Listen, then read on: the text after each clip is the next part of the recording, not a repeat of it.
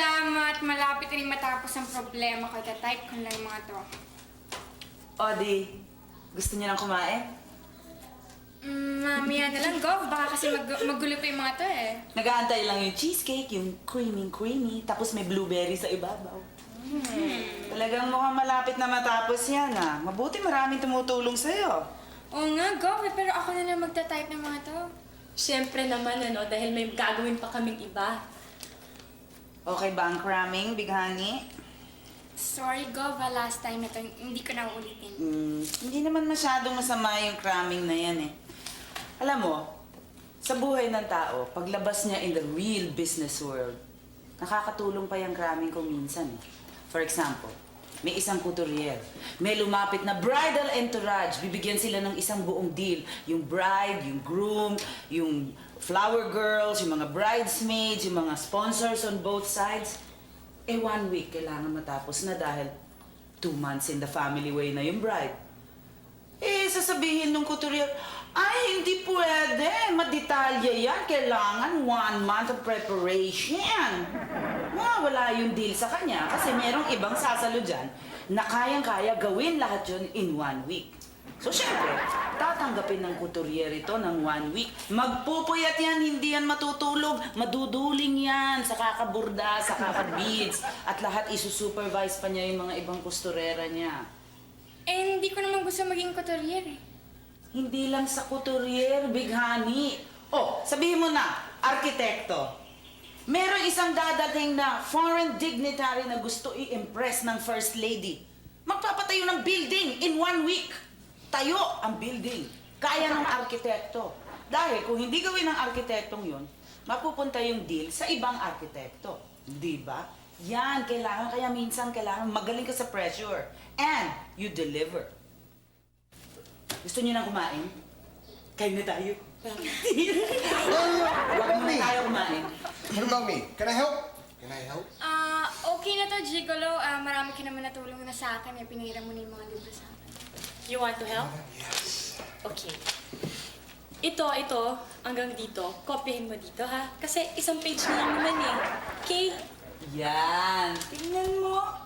Naghahanap ka ng trabaho, binigyan ka ni Kinina. Ang galing, ang bait mo kanina. Gusto ko na ng blueberry cheesecake. Gigulo yung writing ng kaklase ko. We will save you some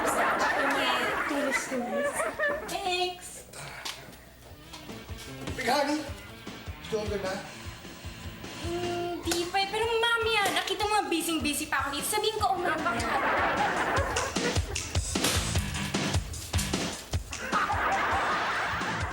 I'm ready na!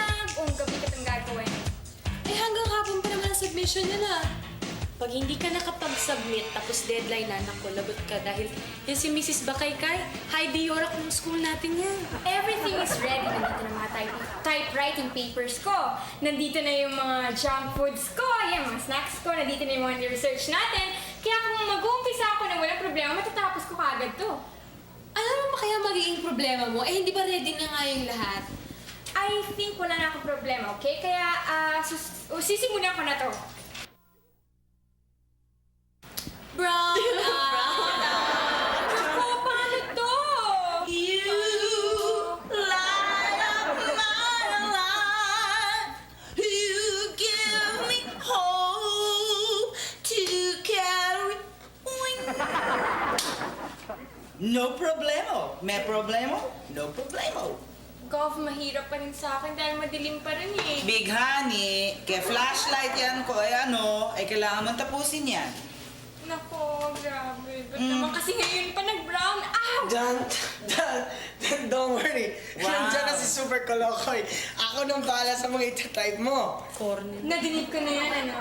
Huwag ka mag-alala nga eh. Kahit na madilim, pagtsatsagaan ko yan. Ako naman. Talaga? Oo naman. Asa ng mga itatype ko? Bigyan mo nga, bigyan mo. Ayan. Kita mo na? Marunong ka pa mag-type? But of course. Ba, yung taas ng grades ko sa typing. Ba, pag nagtatype ako, ganyan ako. Wala nang tingin. Ang galing. Oh, Parang I see. nagpa-piano. Piano yan, di yan typewriting. Typewriter yan. Yung ganyan oh. Yan oh. Ganun. Yan. Like that.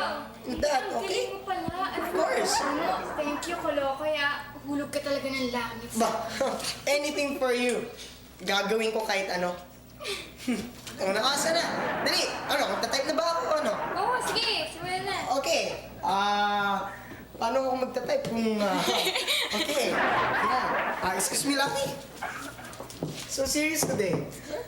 Okay, ano bang ta-type natin? Lalagyan mo muna ng papel. Oo nga, lalagyan natin ng papel. Okay. Fade out. Fade out. Fade out. Gap 4. Yeah. Bigyan mo tayo.